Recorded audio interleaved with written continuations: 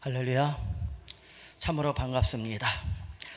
여러분들이 오늘 이 자리에 나와서 신령과 진정으로 예배드릴 때 하나님께서 갑절의 능력과 갑절의 축복과 갑절로 응답하여 주실 줄로 믿습니다. 옆 사람과 인사하시기 바랍니다. 사랑하고 축복합니다.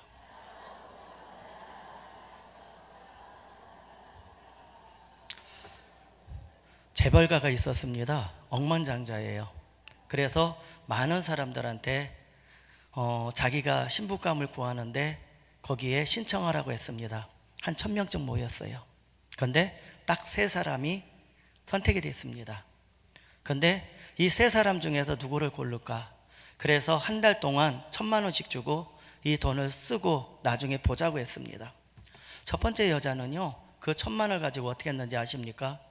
자기가 열심으로 일해서 3000만 원을 만들었어요. 얼마나 열심히 삽니까? 부지런합니까? 근데 두 번째 여자는요, 최선을 다해서 그 남자한테 맛있는 거 사주고 그리고 선물해주고 헌신적으로 일했어요. 근데 세 번째 여자는요, 자기 얼굴 고쳤어. 성형수술하고 이뻐지고 옷 사입고 막 최고로 이쁘게 자기를 꾸몄어요. 마지막 날 3명이 모였을 때 누구하고 결혼했을 것 같아요? 첫 번째? 두 번째? 세 번째? 누구일까요? 세 번째 여자입니다. 제일 이쁜 여자. 자기 눈 가는 대로 아름답고 이쁘고 날씬한 여자, 그런 여자하고 결혼합니다. 그 사람 억만장자 아닙니까? 그렇게 그런 쪽으로 육신의 눈대로 가요. 하지만은 어떡합니까? 우리는 영적인 눈을 가지고 가야 돼요. 외모를 보지 마시고 우리의 중심을 보시는 주님께 가야 될 줄로 믿습니다. 그래서 하나님은 우리의 심령을 보십니다. 심령이 가난한 자 찬양하겠습니다.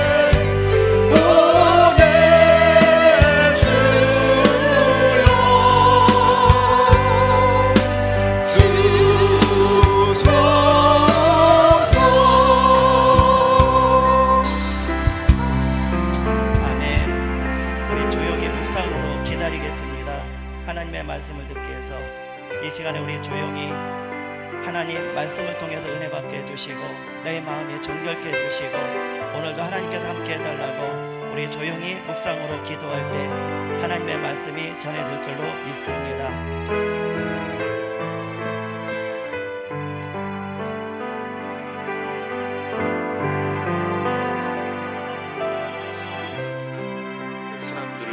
여인의 믿음이 남성의 믿음보다 4배 정도 강하다, 이렇게 말할 수 있어요. 근거가 뭐냐?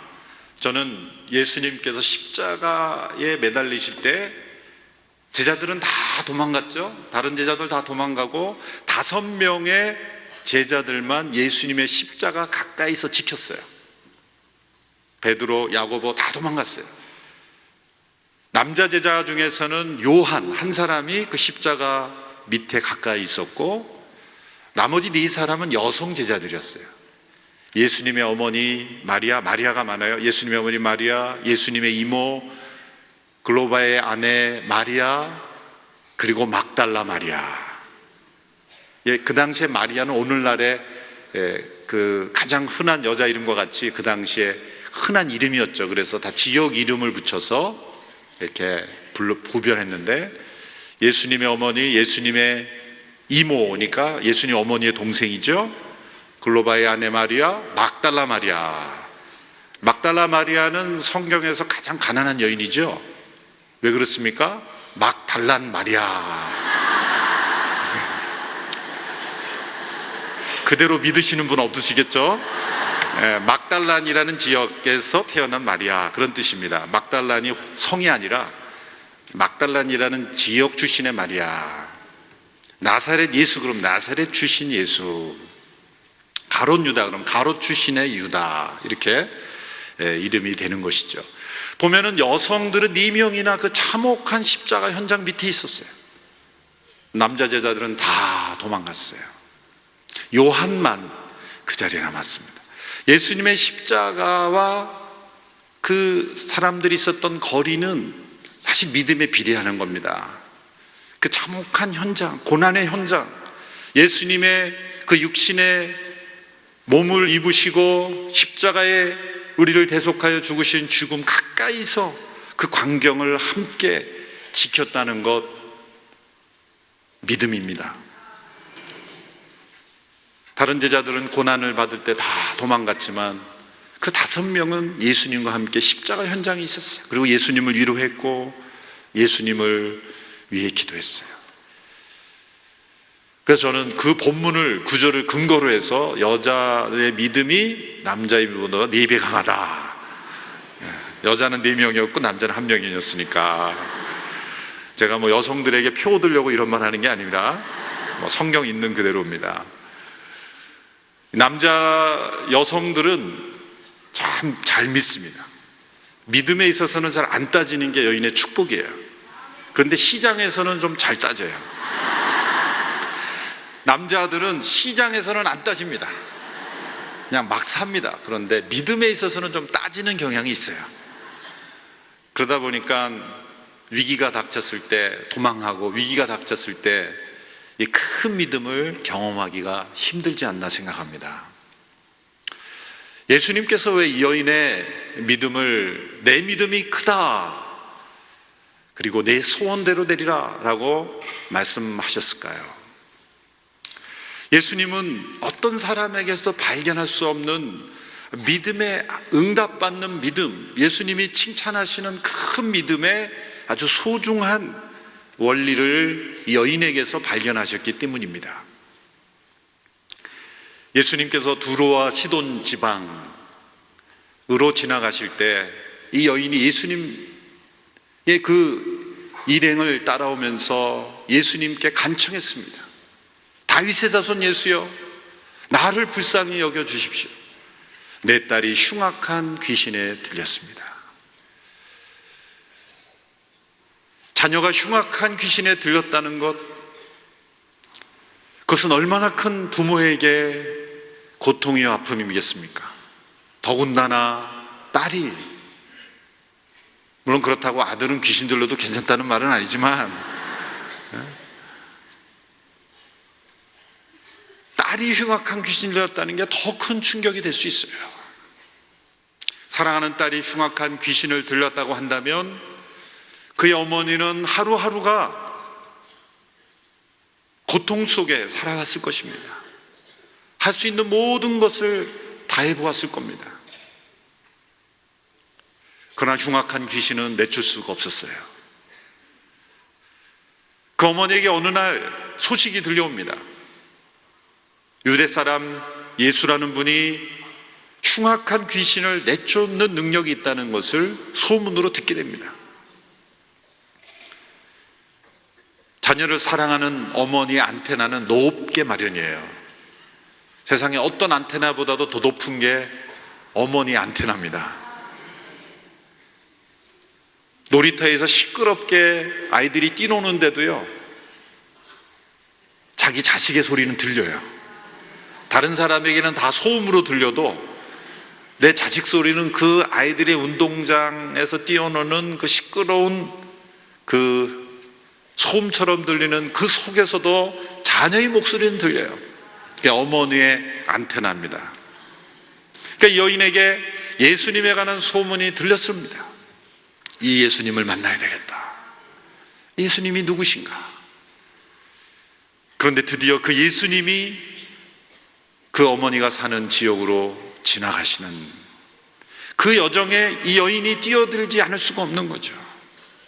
딸을 사랑하는 마음으로 지푸라기라도 잡고 싶은 그 심정으로 예수님 앞에 와서 간청하는 겁니다. 다윗의 자손 예수여, 나를 불쌍히 여기소서. 제 딸이 흉악한 귀신 들렸나이다. 자, 예수님께서 이 여인에게 대하여 어떻게 응답하셨는지를 보십시오. 놀랍게도 예수님은 침묵하셨어요. 오늘 본문에 보면 예수님께서 23절에 보면 예수는 한 말씀도 대답하지 아니하시니, 우리가 아는 예수님과 다른 모습입니다. 우리가 아는 예수님은 지나가다가 간청하는 그 어떤 요구도 예수님은 다 들어주신 분이에요. 나인성 과부의 그 아들의 죽음의 행렬 가운데 예수님은 멈춰 서게 하시고 그 아들을 살리시는 예수님. 베데스다 연못가에서 병들어 앉아있는 그 병자를 일으키시는 예수님이에요. 38년 된 그 병자가 앉아있을 때 그 낫고자 하는 소원조차 잃어버린 그 병자에게 찾아가셔서 내가 낫고자 하느냐, 그렇게 소원까지 불어넣어 주시면서 일으키신 예수님이에요. 그런데 왜 이 본문에서는 이 여인에게, 당연히 우리가 기대하는 예수님은 그래 사랑하는 딸아 걱정 마라, 내가 너를 구원하리라, 내 딸을 고쳐리라고 말씀하실 것으로 기대하는데 예수님은 한 말씀도 대답하지 않으셨어요. 너무나 냉정하게 보이는 예수님의 모습입니다. 침묵하시는 예수님. 이런 침묵은 때로 우리에게 거절처럼 보입니다. 누군가 여러분이 다른 사람에게 어떤 부탁을 할 때 침묵해 보세요. 아무 말도 안 하는 것은 뭐예요? 반은 거절인 거예요. 원치 않는다는 거죠. 그러나 하나님의 침묵은 우리가 생각하지 못하는 더 놀랍고 신비로운 하나님의 계획이 있는 것이죠.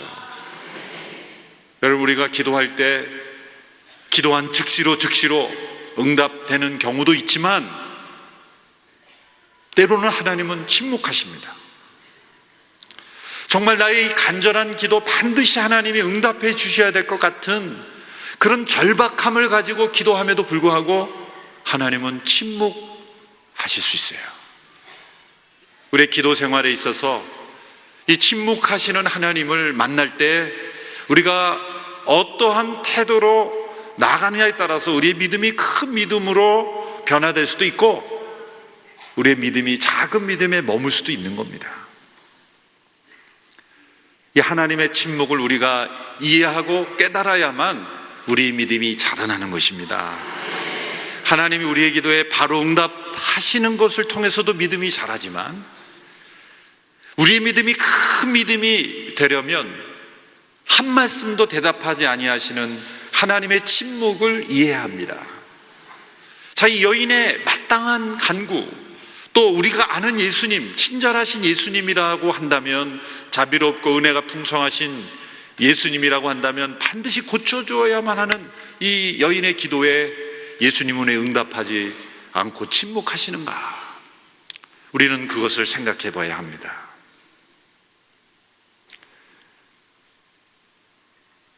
나는 하나님께 한 번도 실망한 적 없습니다 라고 말하는 것은 사실은 위험할 수 있습니다.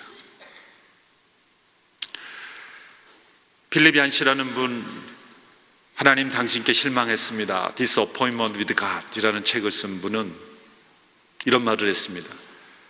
만일 하나님께 전혀 실망하지 않는 사람이 있다면 그 사람은 무신론자이다. 하나님을 믿지 않는 사람일 것이다. 왜? 하나님께 아무런 기대가 없기 때문이다.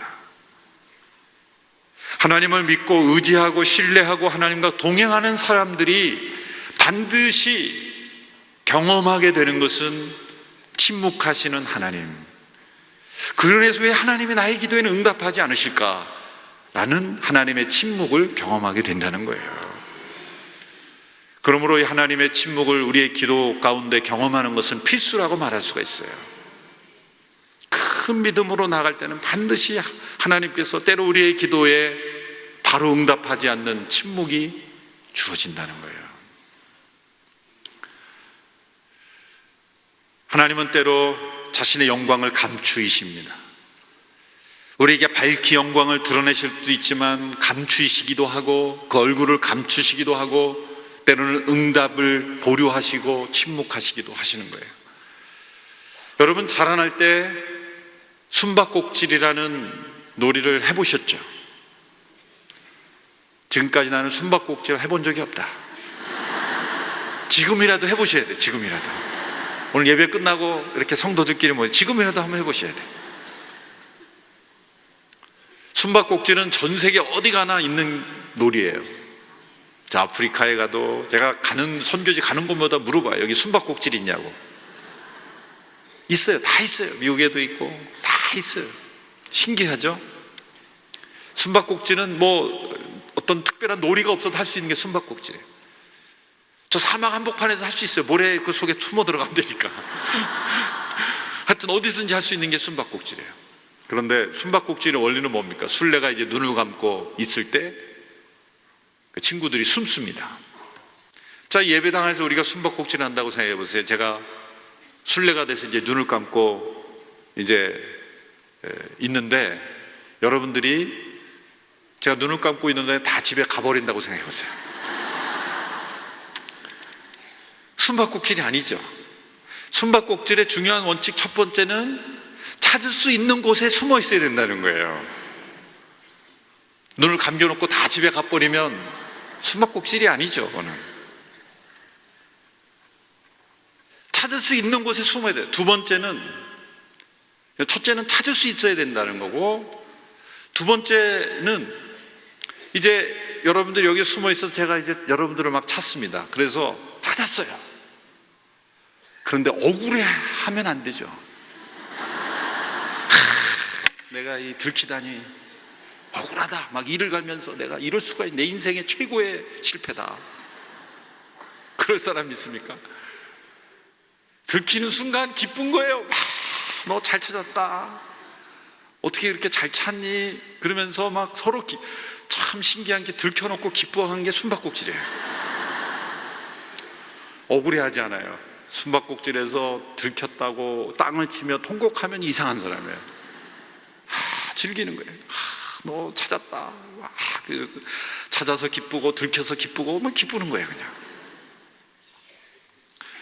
우리 어린 자녀들하고 집에서 숨바꼭질을 할 때, 우리 자녀들이 아주 어렸을 때 제가 이제 우리 아이를 술래를 시키고 제가 숨습니다. 제가 먼저 술래가 돼서 아이가 숨습니다. 그러면 제가 이제 눈을 감고 있을 때 아이들이 뭐 탁자 위에 숨고 막 숨습니다. 제가 뭐라고 합니까? 물어봅니다. 다 숨었니? 그럽니다. 그럼 아이들은 네 그래요.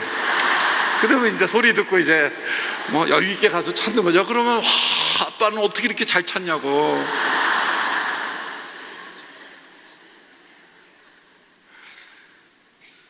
이제 아이가 술래가 돼서 제가 숨습니다. 옷장에 숨어요. 이제 좀 어른답게 숨어야 되지 않겠습니까? 그래서 이제 옷장에 이렇게 숨는데 문을 조금 열어놨어요. 볼 수 있게 하려고.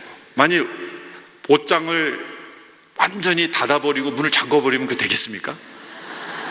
어린아이에게 숨바꼭질 술래를 하는데 열어도 못 열고 가만히 있으면 못 찾는 거예요. 아빠가 나간 줄 알죠. 울고 난리가 되겠죠. 그러니까 문을 좀 열어놔야 돼요. 아이가 그 문을 열어놨는데도 못 보고 지나가는 거예요. 그거 못 찾고 방황하는 거예요. 그럼 제가 어떻게 합니까? 기침을 하죠. 그럼 이제 어디서 소리가 나니까 얘가 막 그 소리 나는 쪽으로 달려오는 거예요. 근데도 못 보는 거예요. 방 안에. 방 안만 보고 또 다시 나가는 거예요. 근데 문을 삑 하고 또 열죠. 그러면 그때 와서 이제 문을 열고는 찾았다! 그걸 기뻐하는데 그 표정을 보면 자기가 능력이 많아서 발견한 줄 알아요. 아빠가 힌트 준 건 하나도 생각 안 해요. 아빠 이렇게 알려주셔서 감사합니다. 그런 아이 없어요. 자기가 찾은 거예요. 자기 능력으로.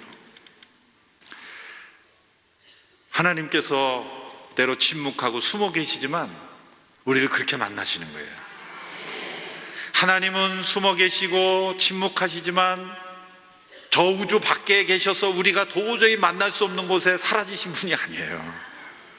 우리가 만날 수 있는 그곳에 숨어 계신 거예요. 그리고 헛기침을 하고 계세요. 나 여기 있다, 나 여기 있다. 그래서 하나님 만나요 그러면 우리는 자기가 능력이 위대해서 만난 줄 알아요. 다 하나님이 힌트를 주고 알려주시고 인도하시는 거예요. 삑 소리도 내고 헛기침도 하고. 그게 뭡니까? 고난이에요. 고난이 찾아올 때 그것은 하나님의 우리를 찾으시는 헛기침. 나 여기 있다, 여기 있다. 나를 만나라. 내가 있는 곳을 알려주겠다. 고난이 없을 때는 세상이 전부인 줄 알고 찾아다니다가 고난 속에서 하나님의 음성을 듣고 나 여기 있다 라는 하나님의 헛기침이에요. 여러분이 원치 않는 일, 계획하지 않는 고난, 시련, 원하지 않는 인생의 시련이 부딪힐 때는 하나님께서 여러분을 하여금 하나님을 찾도록 인도하시는, 숨어 계신 하나님을 만나게 하시는 하나님의 손길이라고 믿어야 됩니다. 그렇게 우리를 만나주시는 거예요. 그래서 우리는 날마다 하나님을 찾고 때로는 침묵하고 숨어 계시지만 하나님은 우리가 찾을 수 있도록 만나주시기 원해요.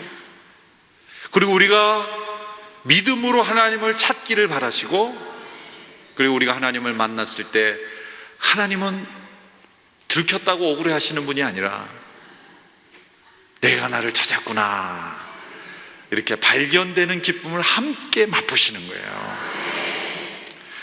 그래서 이 여인에게 침묵하시는 예수님의 의도도 마찬가지입니다. 예수님이 여인을 사랑하지 않아서도 아니요, 그 여인이 처한 그 불쌍한 형편을 긍휼히 여기지 않으셔도도 아닙니다. 누구보다도 가장 긍휼히 하시고 이 여인을 고쳐주기 원하시지만 즉각적으로 응답하시지 않는 것은 하나님의 더 풍성한 응답과 기쁨과 그리고 그 여인의 믿음을 온전케 하시려는 계획입니다. 예수님이 침묵하시니까 이 여인이 뒤에서 이제 소리를 지릅니다. 뒤에서 막 소리를 지르니까 제자들이 너무 피곤한 거예요. 그러니까 제자들이 뭐라고 말하냐면은 23절에 보면 제자들이 와서 청하여 말하되 여자가 뒤에서 자꾸 소리를 지르니 예수님 어떻게 좀 해주세요, 그런 뜻이에요. 글을 좀 보내주세요 라는 건 어떻게 예수님 좀 해결 좀 해주십시오, 너무 시끄럽습니다. 두 번째 간청은 제자들이 대신해 주는 거예요. 너무 그냥 소리를 지르니까 제자들이 보기에도 좀 이해가 안 되는 거거든요. 우리 예수님이 저렇게 흉악한 귀신 들린 딸이 있다고 간청하면 딱 멈춰서서 딸아, 내 딸은 나을지어다, 가봐라, 나을 것이다, 나아 있을 것이다, 이렇게 말씀만 하시면 될 거를, 그걸 많이 봤거든요. 제자들도. 예수님이 침묵하시, 예수님 왜 그러신가 도대체 이해를 못하니까 제자들도 좀 불평을 한 거예요. 뒤에서 계속 저렇게 소리를 지르니 예수님 어떻게 좀 해주십시오. 이렇게 소리 지르는 것도 사실 믿음이에요. 첫 번째, 침묵한다 그래서 같이 침묵해 보세요. 하나님 침묵합니까? 그럼 나도 침묵입니다. 그럼 하나님, 너 지금 나하고 싸우자는 거니? 그러는 거죠. 하나님은 지금 어떻게 보면 놀이를, 영적인 게임을 하자는 건데 우리는 싸우자는 거예요. 그게 아니에요. 때로 하나님이 침묵하실 때 우리는 소리를 질러야 됩니다. 부르짖어야 돼요. 너는 내게 부르짖으라. 내가 알지 못하는 크고 비밀한 일을 내게 보이리라. 부르짖는 믿음, 부르짖는 믿음. 그것 또한 믿음의 강도입니다. 강도예요. 큰 소리로 부르짖는. 부르짖을 일이 없는 사람은 사실은 평안한 것 같고 행복한 것 같지만 그게 또한 불행일 수도 있어요.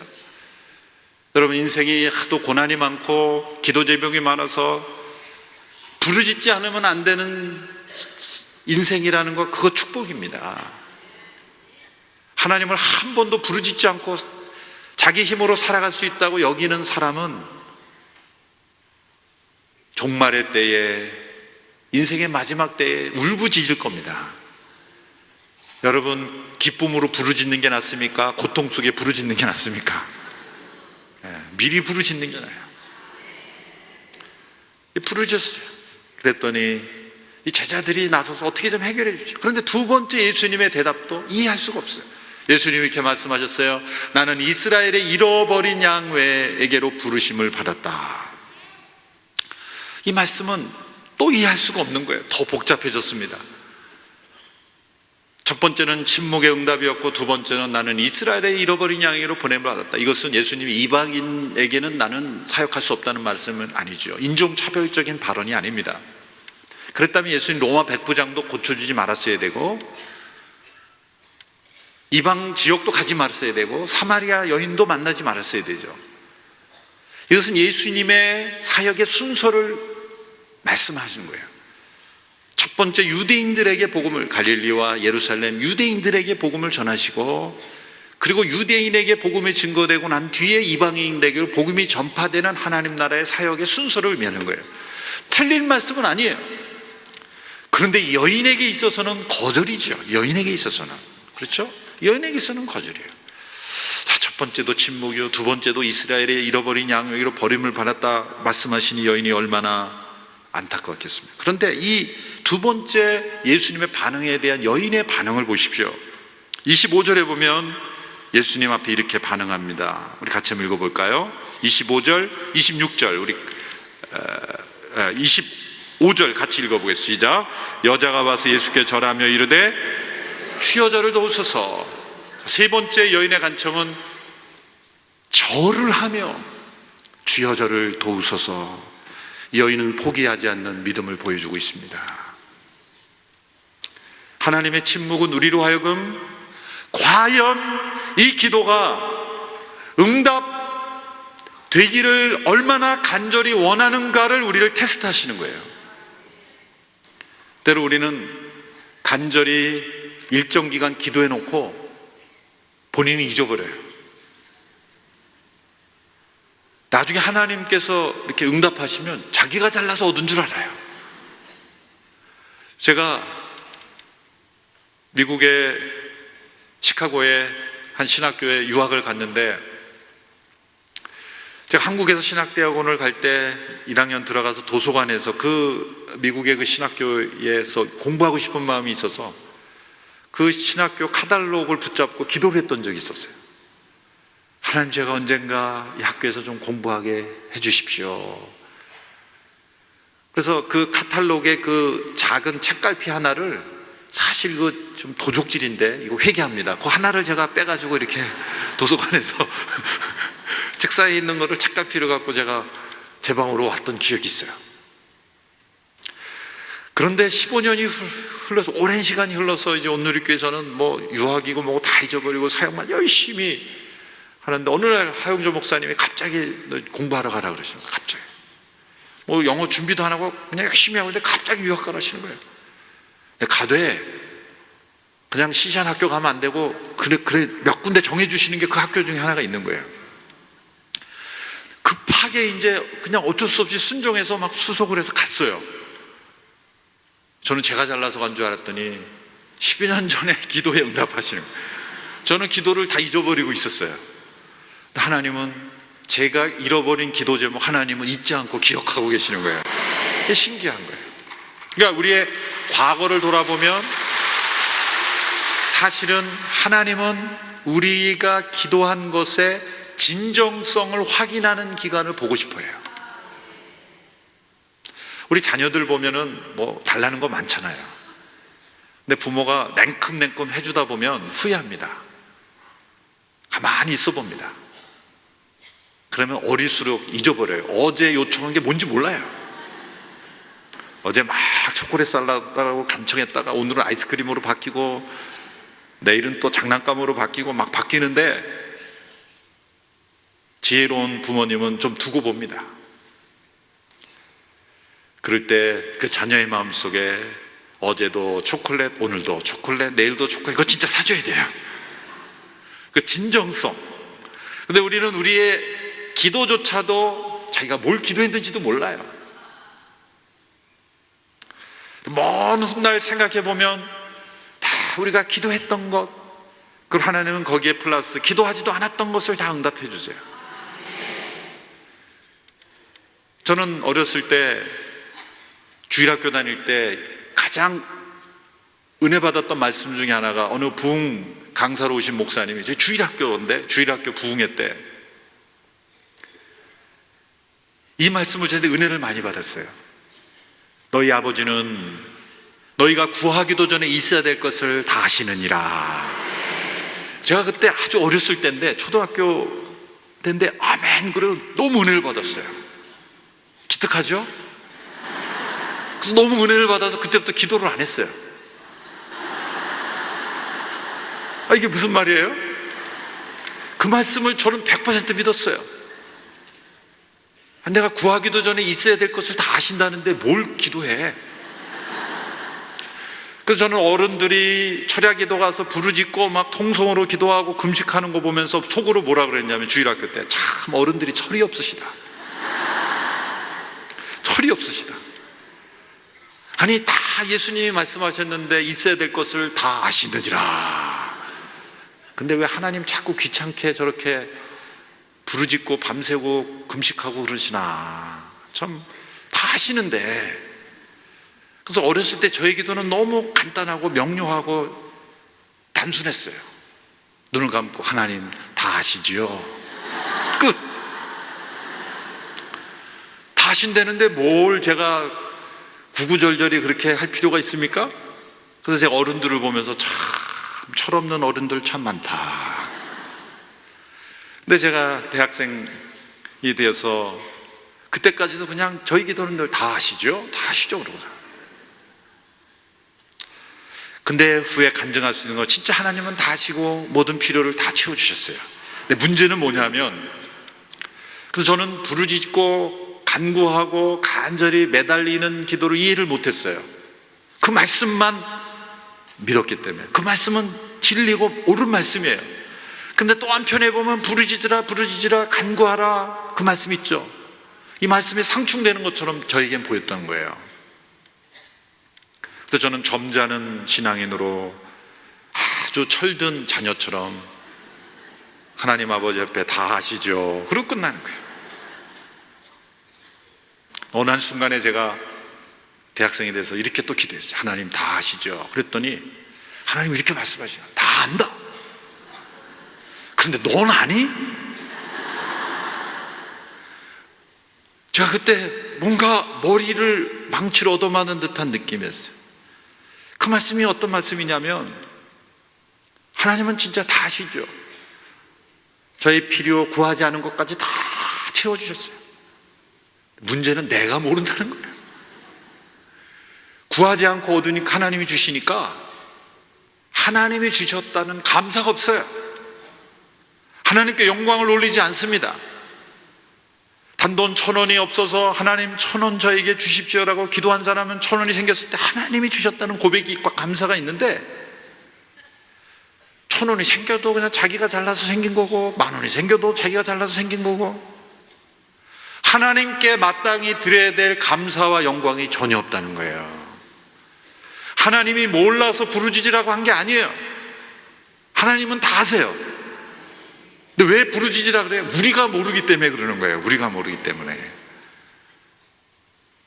때로 우리가 잘못 구하기 때문에 기도를 깊이 하다 보면 이게 내가 구해야 될 게 아니구나 하고 포기하게 돼요. 기도하다 보면 이건 진짜 내가 끝까지 포기하지 말아야 될 기도의 제목이구나 라고 생각해서 끝까지 포기하지 않게 되는 거예요.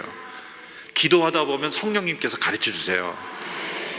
아니 이틀 기도하다 보면 이거는 내가 내려놔야 되는구나, 아니구나, 이거는 내가 끝까지 가져가야 될 기도의 제목이구나.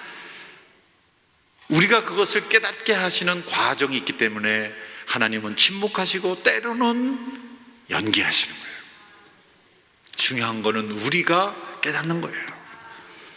그래서 부르짖어 보면 알아요. 내 기도가 진짜 하늘 보좌를 움직이는 데까지 부르짖음이 간절히 나오는가? 아니 그냥 분위기 떼서 하는가? 예배당 안에서만 부르짖는가? 아니면 어느 곳에 있든지 부르짖음의 기도가 있는가? 그걸 보면 진짜 구할 것인지 아닌지를 우리 스스로가 깨닫는 거예요. 이 여인은 포기하지 않는 믿음, 정말 간절히 주님 앞에 매달리는 주님께서는 반드시 하실 수 있는 믿음으로 나아갔다는 거죠. 근데 이 여인이 뭐라고 대답하시는지를 보세요. 세 번째 예수님의 대답을 보십시오. 26절에 보면 예수님께서 더 엄청난 말씀을 하십니다. 예수님께서 이렇게 대답하십니다. 자녀의 떡을 취하여 개들에게 던짐이 마땅하지 아니하니라. 이건 또 무슨 말씀입니까? 더 충격적인 말씀 아닙니까? 자녀의 떡, 이것은 이스라엘 백성에게 주는 떡을 개들에게, 그 당시에 이방인들을 개들이라고 불렀거든요. 예수님이 욕한 게 아니에요. 그 당시 유대인들은 이방인들을 다 개들이라고 불렀어요. 사람 취급도 안 했다는 거예요. 그 당시에 사람들이 갖고 있는 보편적인 표현을 가지고 사용했을 뿐이에요. 그런데도 이 여인은 충격이죠. 이것은 거절과도 같은 말씀이에요. 자녀의 떡을 취하여 개들에게 줌이 마땅치 아니하다. 이 정도 됐으면 관둡시다. 그리고 자존심이 강한 사람은 관둡시다. 나도 목도 아프고 나를 개라고 불러? 그냥 갈 테니까. 그리고 그냥 갈 수도 있을 거예요. 진짜 믿음이 아닌가 여기서 나오는 거예요. 여인이 예수님의 이 말씀 앞에 뭐라고 응답해? 27절 중요한 말씀 같이 읽습니다. 시작. 개들도 제 주인의 상에서 떨어지는 부스러기를 먹나이다. 첫 번째, 주여 옳습니다. 여러분, 큰 믿음은 하나님께서는 침묵하셔도 하나님은 여전히 옳으신 분입니다. 하나님은 나의 기도에 거절하셔도 하나님은 옳으신 분입니다.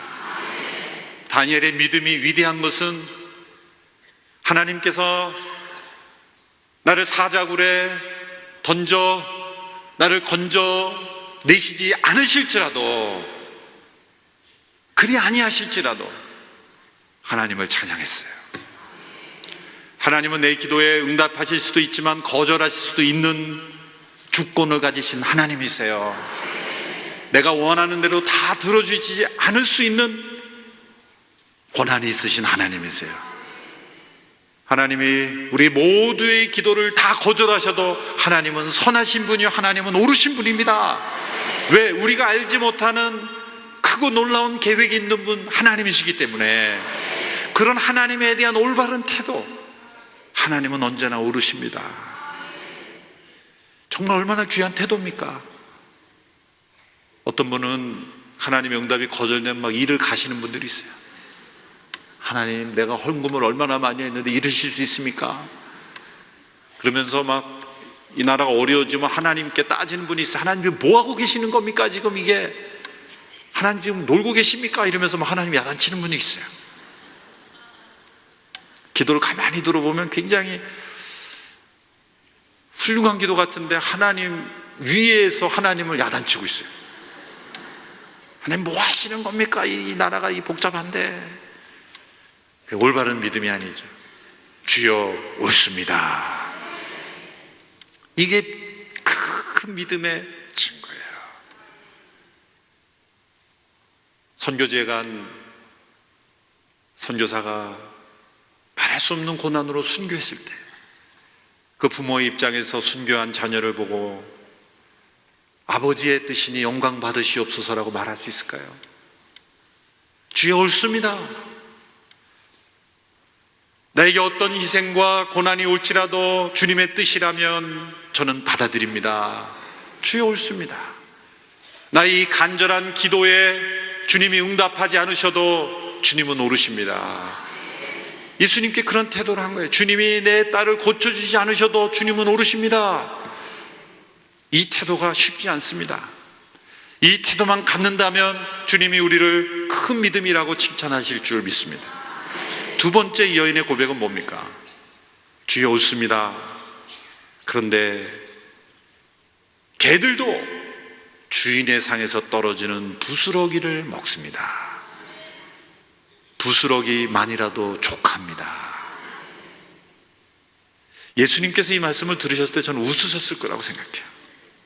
입을 활짝 벌리시고 웃으셨을 거라고 생각해요. 정말 얼마나 큰 재치입니까? 주님 옳습니다. 그런데 주인의 상에서 떨어지는, 지금 예수님께서 자녀의 떡을, 그래서 음식으로 말씀하셨잖아요. 자녀의 떡을 개들에게 주면 개들도 그 떡에 떡고물은 먹습니다. 부스러기. 이것은 주님의 능력은 위대하게 높인 것이고 자기는 한없이 낮춘 거예요. 겸손한 기도라는 거예요. 부스러기만 주셔도 족합니다. 얼마나 귀합니까? 늘 우리는 하나님 저에게 한 상 차려 주십시오 그렇게 말하죠. 부스러기는 노 땡큐. 부스러기는 안 됩니다. 한 상 차려 주십시오. 욕심이 들어가 있는 기도예요. 근데 여인은 뭐예요? 저는 한 상 안 주셔도 됩니다. 부스러기, 주님의 그 부스러기 은혜라도 저에게 주십시오. 여인의 그 고백을 듣고 예수님이 내 믿음이 크다, 내 소원대로 되리라. 제자들이 옆에서 그랬어요. 고쳐주시려면 빨리 고쳐주시지 왜 이렇게 뜸을 들이면서 오랫동안 기다리게 하시는가? 이 고백을 통해서 우리를 가르쳐 주시려고 그랬던 거예요. 예수님이 여인의 이 귀한 믿음을 보고 계셨다는 거예요. 그래서 이 여인의 귀한 믿음은 언제 나와요? 이렇게 3번씩 거절하고 침묵하셔야 나오는 거예요. 그래 우리에게 교훈을 주시죠. 만일 여인의 간청에 바로 가서 고쳐주셨으면 우리의 믿음이 얼마나 쉽게 이해했을까. 그러나 여인과의 이 과정과 대화를 통해서 우리에게 교훈을 주신 거예요. 너의 믿음도 때로 내가 침묵할 수 있다, 내가 기다리게 할 수 있다, 때로는 거절처럼 보일 수 있다. 그러나 낙심하지 마라, 포기하지 마라. 너의 진정성을 확인해라. 너가 정말 원하는 것인지 확인해라. 부르짖어라. 그리고 겸손해라. 우리는 부르짖으면서 막 교만해진 사람이 있어요. 하나님 야단치고 지금 뭐 하는 겁니까? 빨리 일하셔야지 막 그러면서.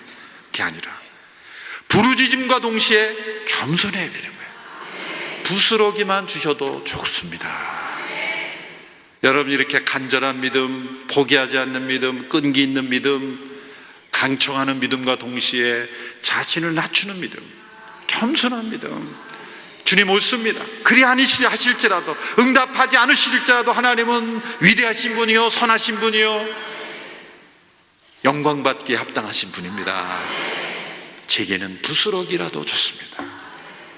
그러면 저에게 족합니다. 여러분 이러한 믿음의 태도를 가지고 나가면 주님이 내 소원대로 되리라. 큰 믿음을 가진 자라 칭찬하실 줄 믿습니다.